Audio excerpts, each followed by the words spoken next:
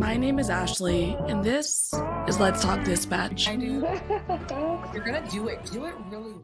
And I believe the world needs more dispatchers. Around in the mud, blood, and beer. Years that I'm not working 4th of July. 4th of July. Say community policing, right? What about community dispatching? So on this show, with the help of my guests, we will educate, empower, and support the heroes behind the headset.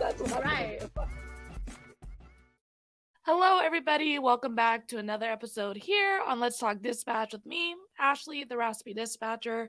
Hope your guys' work weeks are going well.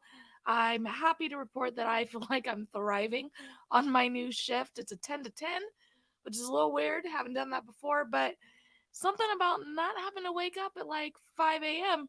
in the morning is just treating me well. So I hope you folks are doing well on your shifts as well. And one thing that I'm trying to do with my new shift, because we do like every 4 months we rotate, which is interesting because on my previous agency we did every year. So for this 4 months, I'm kind of just focusing on doing things consistently that make me feel good. So like my workouts and all of that, the way I eat, I'm just trying to do it consistently rather than tracking it and making it like a I succeeded or didn't succeed thing.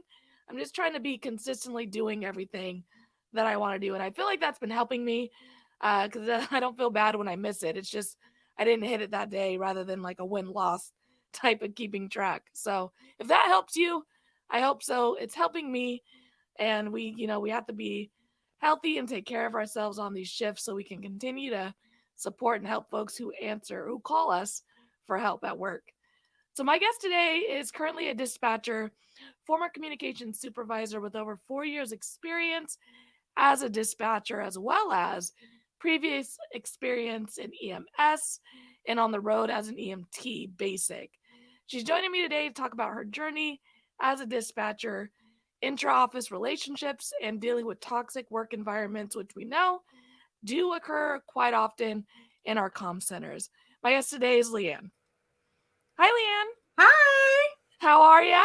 I am fabulous. How are you? I am doing well. I actually just got back from kickboxing, today, and I'm a little sore. I'm not gonna lie to you. A little sore, but I bet you feel like so awesome afterwards, that adrenaline rush. I feel like $1 million. I also feel like I'm gonna earn my nap that I'm gonna take after this. So there is that as well. So Lianne, tell us a little about yourself, how you got into public safety, what brings you on the show today. So I started in public safety in about 2018 as an EMT basic. I did mostly like IFT transfers, occasional nursing home calls. Eventually ended up going into dispatch and kind of ended up staying in there. I haven't worked on the road in quite some time. I'm still working on getting my ticket back, but also my stepfather's a retired fire captain for Maui County. So he's definitely fueled my passion for staying in public service, telling me don't leave, don't go do something else. This is what you were meant to do. That's awesome. It's in the blood, right? Yeah, pretty much. I couldn't imagine being EMT in the field. Like, I feel like for me, and I've said it a few times on this podcast, like medical is like, I'm okay. I don't want to do it. I don't want to hear it. I don't want to smell it. I don't want to smell it. Yeah. Well, before EMS, I actually did in-center dialysis. Like I provided in-center dialysis treatment. So like the whole bodily fluid thing did not gross me out. Superpower, let me tell you, because I don't possess it. I don't. So what was it like for the in the beginning for you with transitioning from in the field into the dispatch center? Was that a hard transition? So I transitioned from the field to dispatch right at the start of COVID, which was rather odd. So my EMD class was actually like the last in-person class they had for my company, because basically after that they did the whole state of emergency thing. So I ended up getting moved back to the road briefly before I went back into dispatch because we didn't have the call volume with the IFT. And I was actually working at one of the drive-through test sites that my company had started at the start of COVID when they did like the initial testing. So it was a little hard getting back into comms because I'd been in the field again and had to kind of get back into the training and being like, oh, now I can pick up the PSAP phone and not stutter. I'm good.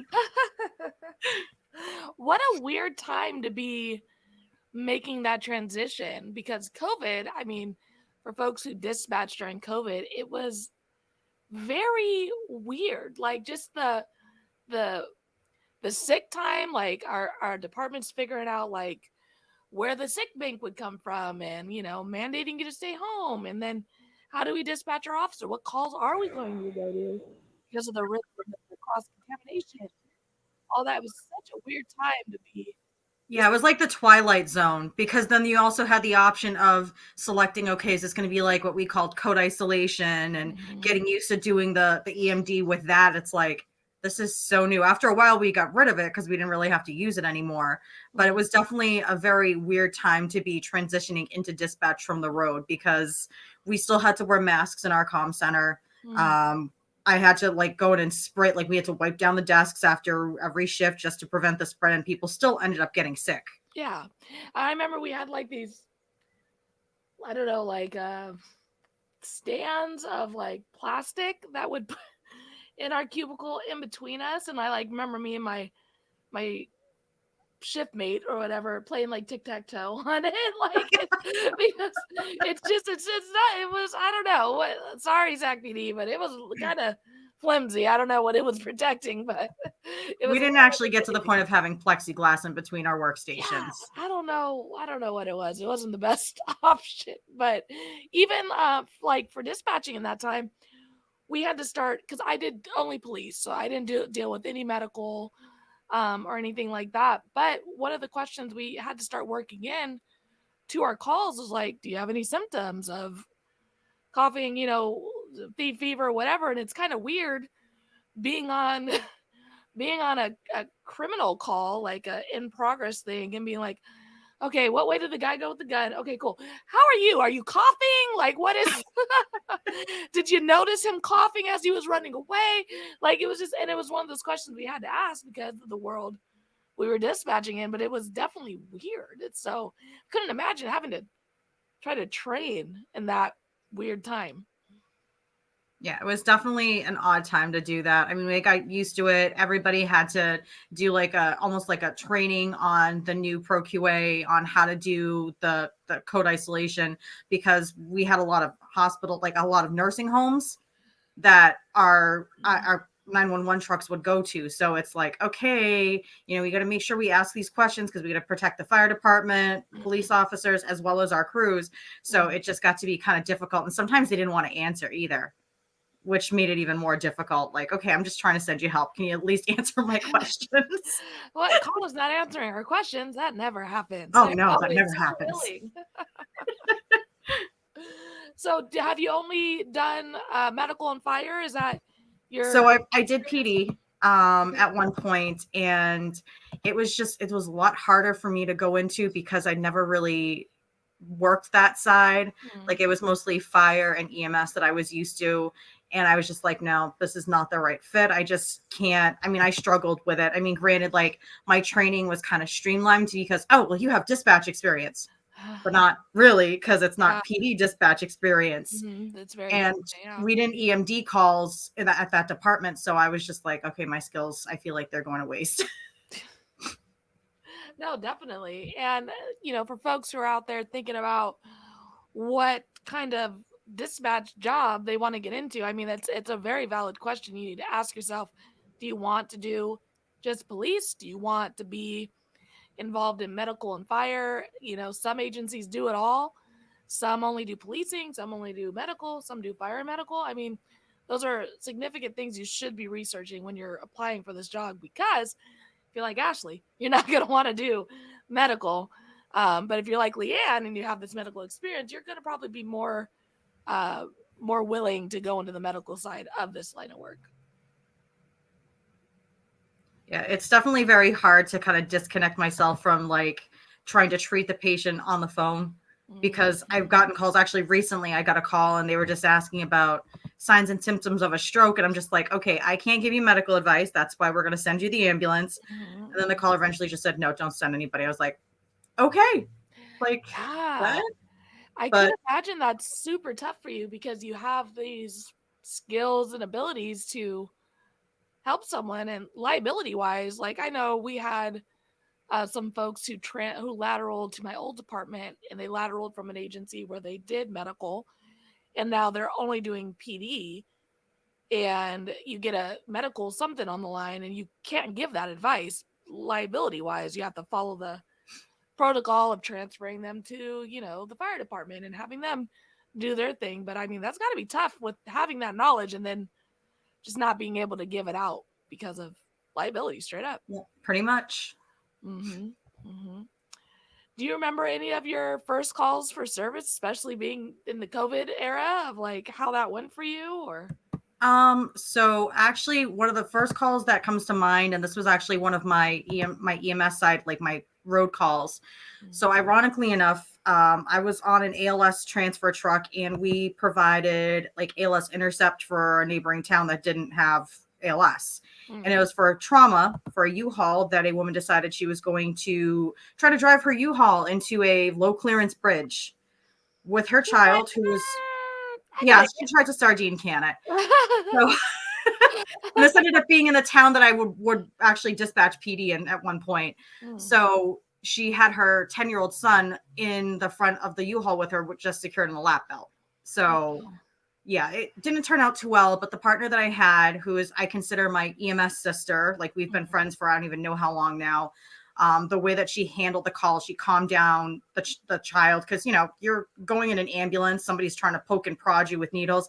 It's a little scary to be a kid in that situation. And I just remember how calm she was, how compassionate. And I'm like, okay, that's how I want to handle the rest, like any call, whether it's on the road, or then when I transition to dispatch, how I do my dispatching and how I do my EMD, like always show compassion. Don't try to brush anyone off.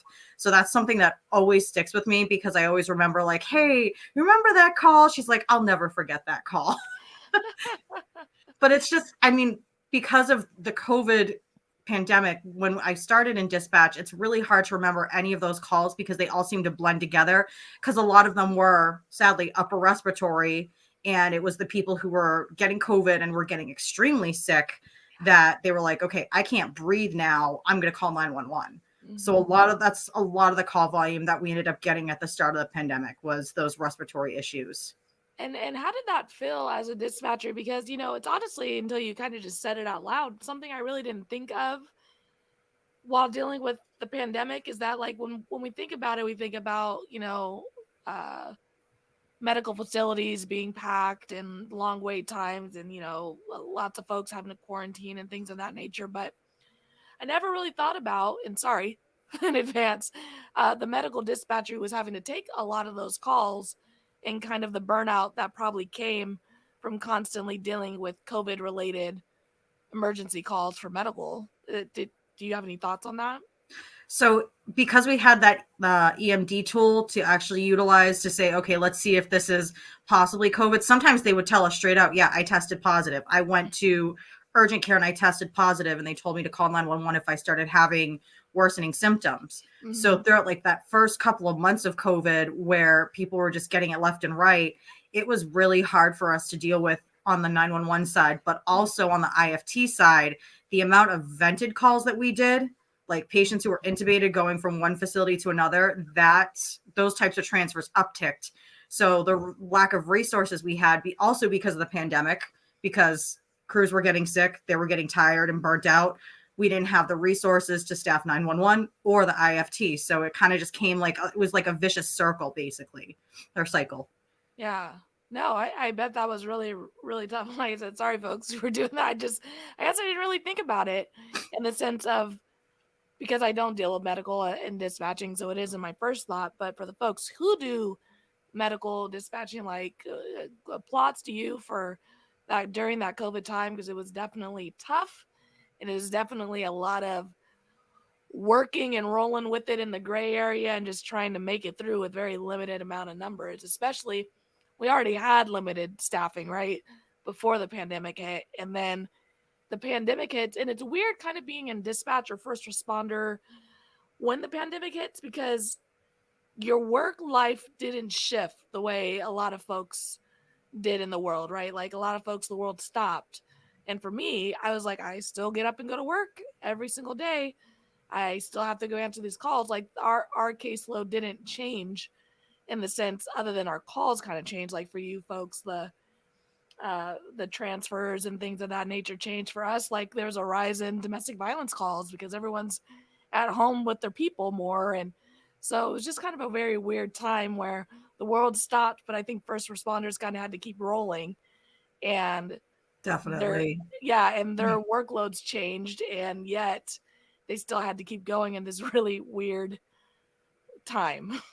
Well, the other part was the uptick in psychiatric calls. Yes. Because people were stuck at home, they were getting depressed because they couldn't leave. Like if you were quarantined, it's like, oh my gosh, I'm missing work. Now I'm missing pay or what have you. And it made a lot of people very depressed. And I think, honestly, we definitely saw a very large uptick in psychiatric scene calls and then the transfers to the inpatient facilities. Yeah. Yeah. Very true. Uptick in the DV and uptick in the mental health for sure. And we're still recovering from that. I think folks getting out of this COVID fog. I don't know if there's a better way to put it. I still think we're recovering from that effect of the COVID world on the first responders out there. So let's talk a little bit about intra-office relationships and toxic work environments that are unfortunately pretty common reality in the dispatch center. Yeah. So honestly, you're always going to have your type A personalities in there, or the people who have been doing it for so long that they're just like, okay, I'm done. Like they're grouchy, they're salty.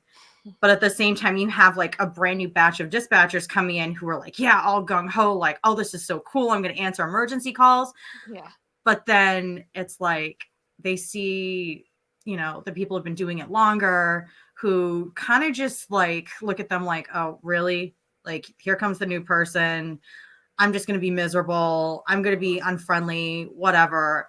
But in some cases, it's a good thing in a way because some of the newer dispatchers are learning from the older ones who might not be as grouchy is the best term I can is the best way I can phrase it. But the first comm center that I worked in, it was very hard for me to like get into the little overnight clique that they had, because like any like small comm center, or even technically was like a medium-sized center, you're going to have the people who are going to hang out together outside of work and kind of create that like environment where anyone new is going to feel like an outcast.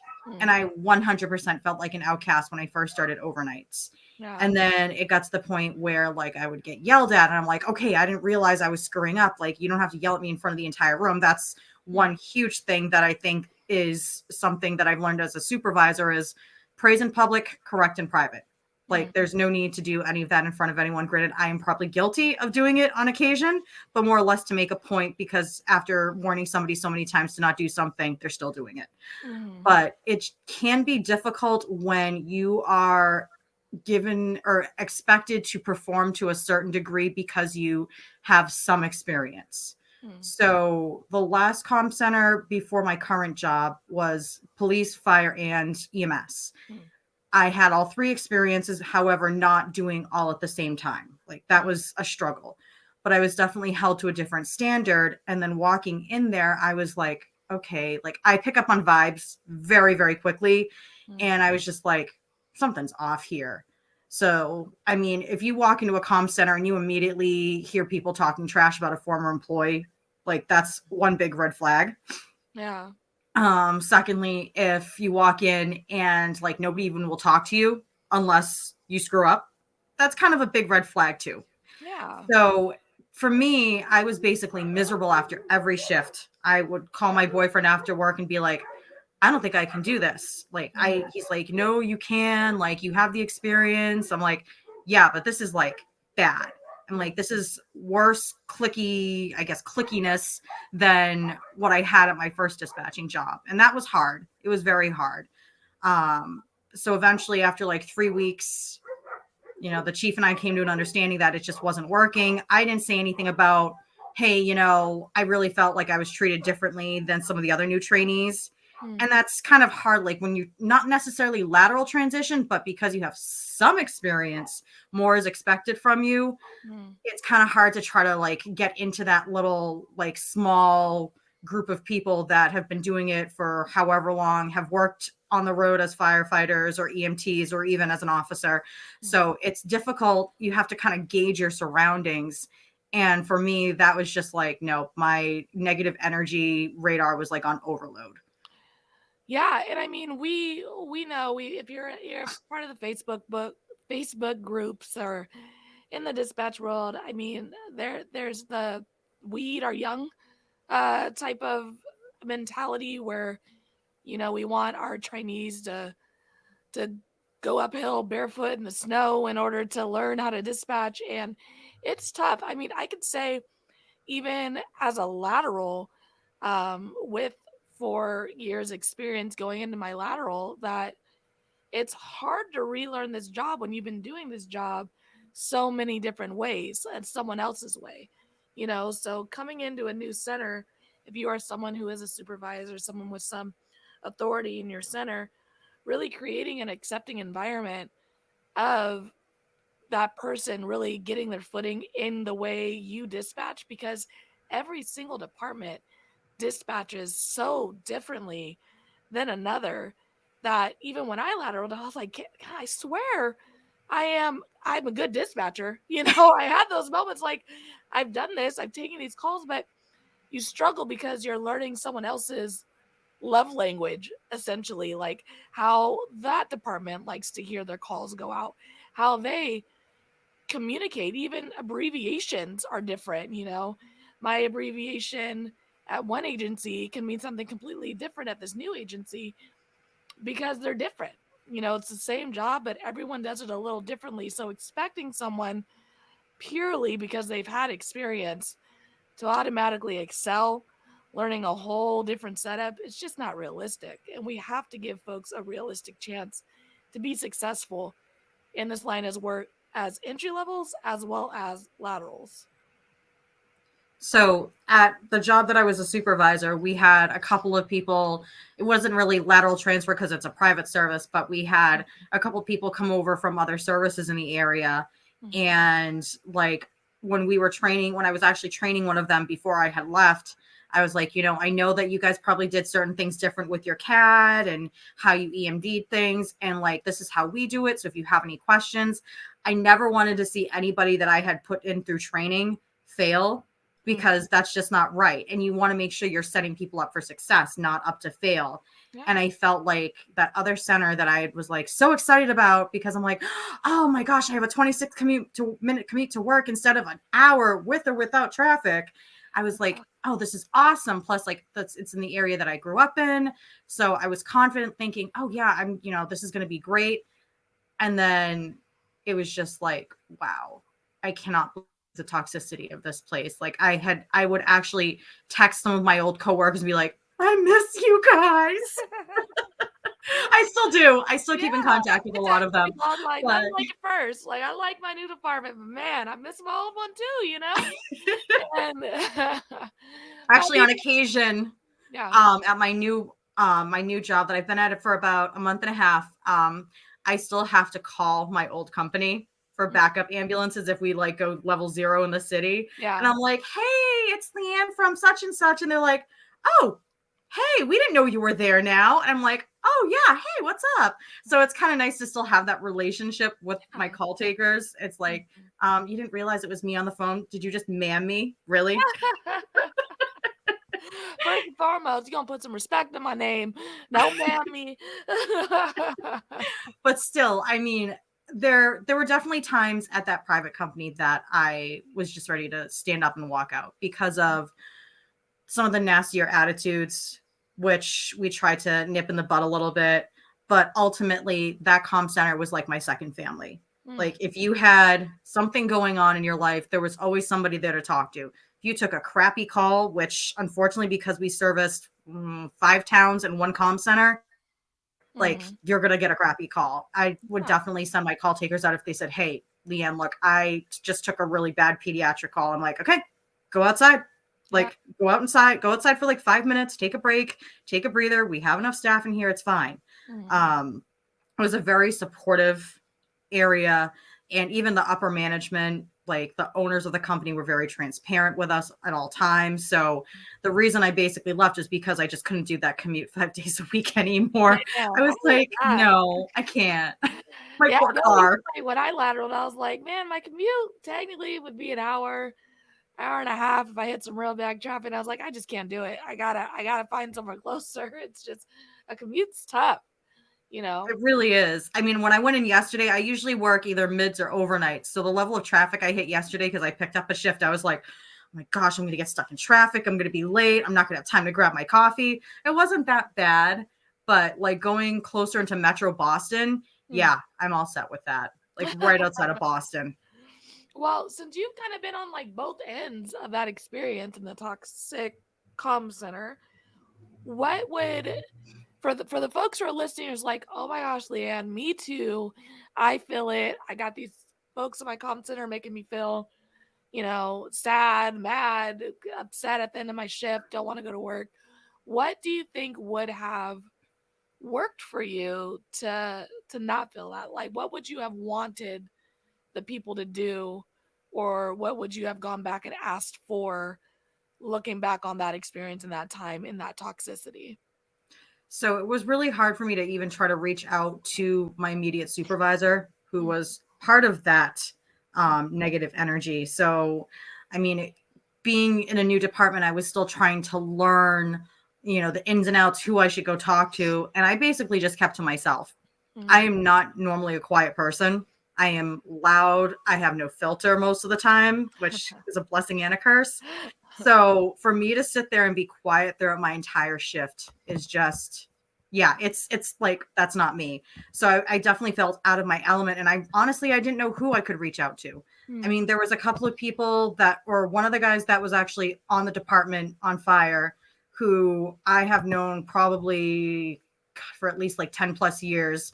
I used to take care of his aunt at dialysis. That's how far back we go. Wow, yeah. So, you know, he had reached out to me like, hey, how's everything going? And I'm just like, I don't even know how to describe this at this point. And he did kind of give me a hint as to how it was, but I was like, oh no, I'll be fine. Like, I'm a strong person. I can handle it.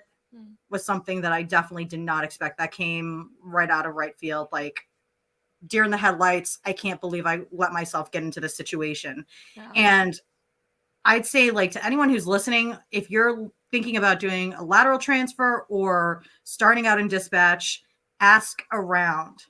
Like, that's the best advice I can give you, is see if you know somebody who works that department. Even if it's not like in comms, ask, you know, if you know somebody who works on the road as like a paramedic, a firefighter, or even a police officer.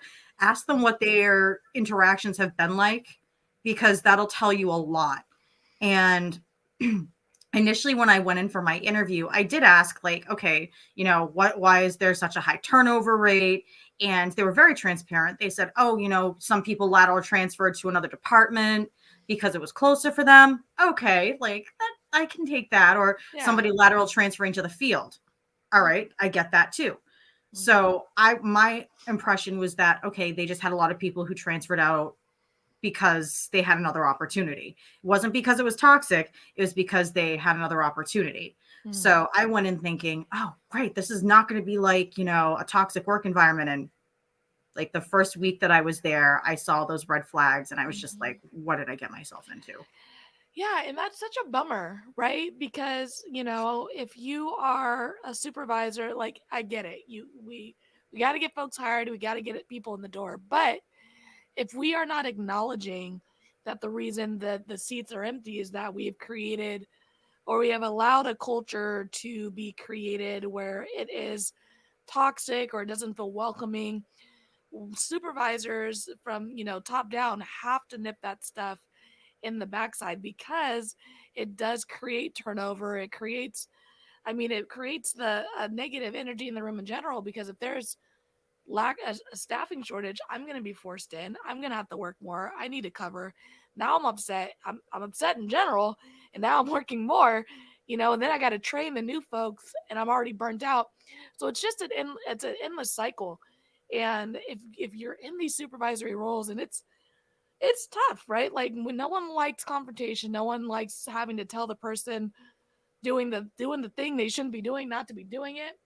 But I'm a big believer that if you create relationships with your people before they're in trouble, when you do have to provide that criticism and that feedback or even a write up, it's going to be received better because you've already built that relationship and they're going to own it a little more. If I've created a relationship with Lianne outside of Lianne being in trouble, and then I have to call Lianne into the room and tell her she did XYZ wrong, Leanne's gonna think of she's gonna fill our relationship first before she fills that write up. Does that make sense? Yes, absolutely. And I completely get that because I've had to be the supervisor who's given write-ups for incorrect call input or just not putting a call in at all, which was one of the mistakes that I had made when I was training at that in that center. And I was like, oh my gosh, this is not like me. But then after I look back on it, I'm like, I was so focused on trying to fit in and not screw up because I know I'd get yelled at in front of everybody. I still ended up making mistakes. And it affected my performance.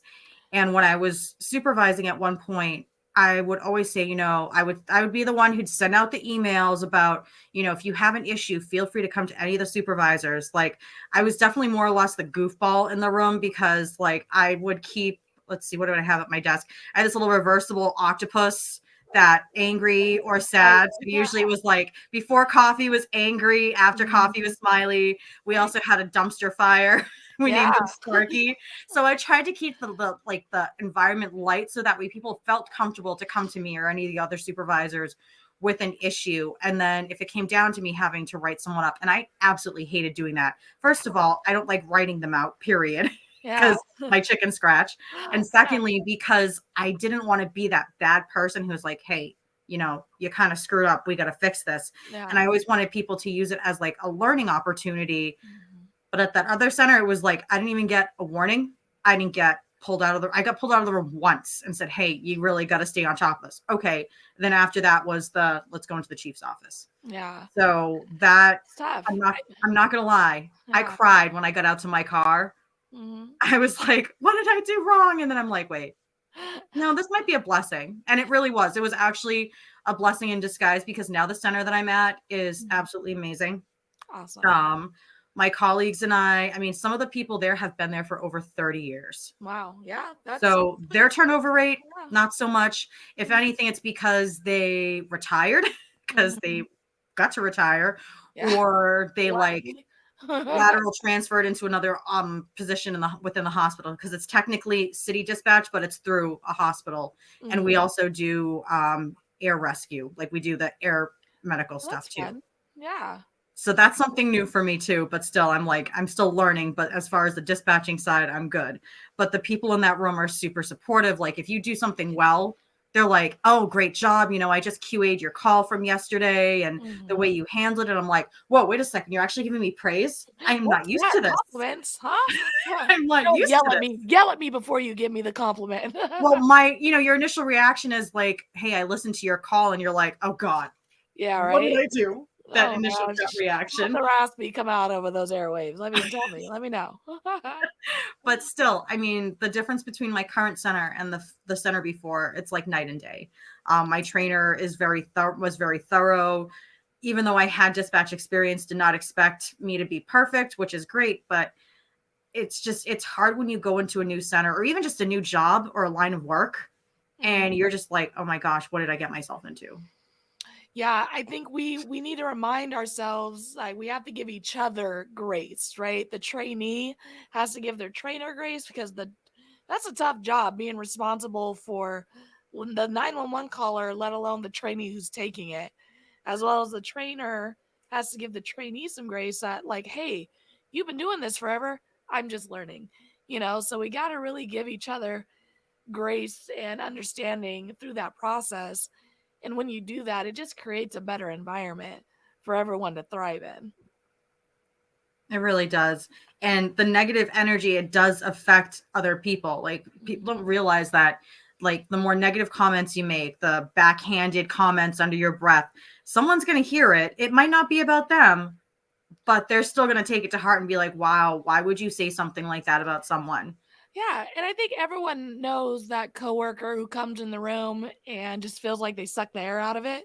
Like it was all good, everyone was chilling, having a good time, and they come in for their shift, and you're like, like Yeah, that it's energy vampire. yeah, it just everyone has a person like that or has had a person like that in their life, in their working, in their schooling, and their personal life, and we just don't want to be those people. We want to provide a good working environment. The job's hard enough. We say this often, the job's hard enough. We want to give ourselves grace, give each other grace, understand we're humans under these headsets and we're going to make mistakes. It is not if, but when.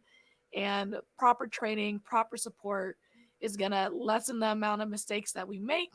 And it's going to provide for an atmosphere to have a better bounce back when we do have to adjust ourselves after a mistake is made.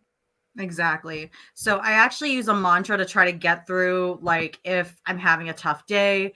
So my mother and my stepfather live on Maui. So I grew up like with like Hawaiian language immersion. Oh, So in 2000, why I'm living in New England, don't ask me. I tell her all the time, so we moving back? It's too expensive. I'm like, okay. Yeah.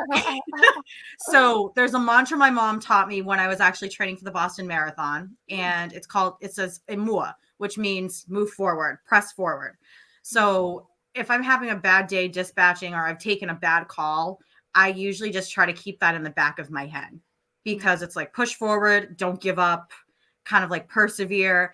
And that's something that's definitely helped me through a lot of the harder calls that I've taken, or just shifts. Like if we've had an MCI or something of that nature, and it's like, oh my gosh, is today over yet? Oh, wait, it's an hour past my shift and I'm staying because it's been 2 minutes. So I always use that. I always use that because like the last like 2 miles of the Boston Marathon, I had to tell myself, okay, you're not going to quit. You've come this far. Go get your medal and your Gatorade. Yeah. So, cool. Imua is just something that I try to teach my son as well, because I'm like, you know what, having a tough day, Imua, and he says the same thing back to me because we raised him to kind of use the Hawaiian language as well.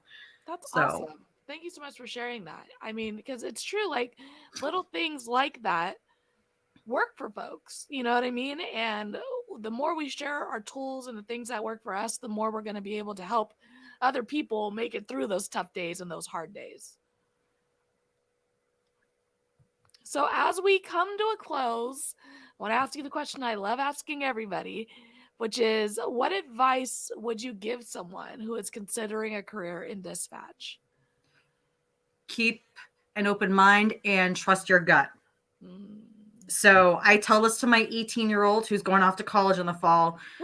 Like, life lessons. Trust your instincts. It will never steer you wrong. Like if you're contemplating a career in public safety, explore the options like Ashley said about, if you want to do fire side, police side, or EMS, because they're all completely different animals. Yes, they all work together, but when you're dispatching a call taking, they're all completely different as far as the natures, what the questions you want to ask. So if you want to explore where your strengths and weaknesses are, if you think you might want to do medical, take a class on medical terminology because that's going to help in the long run. Yeah. Great advice. So just look where your niche is. Like, honestly, I found it because in dispatch after being on the road, because I'm like, oh, well, I could actually do this. I know what the nature of the call is. I know what type of vehicle to send and what priority. Fire and PD is definitely different for me, even though I've done fire. I've never actually had to like tone out a structure fire or anything. And as far as police goes, there was one night I had a really rough call where it involved multiple agencies. But then when we did the post-incident management briefing, it was like, nope, you guys did everything right. Lianne, you made the right calls. You did everything you were supposed to. But it was still something that I was like, I can't do this. Like, this is just not for me. So try to find your strong suit if you're looking to get into dispatch. And again, keep an open mind. Awesome.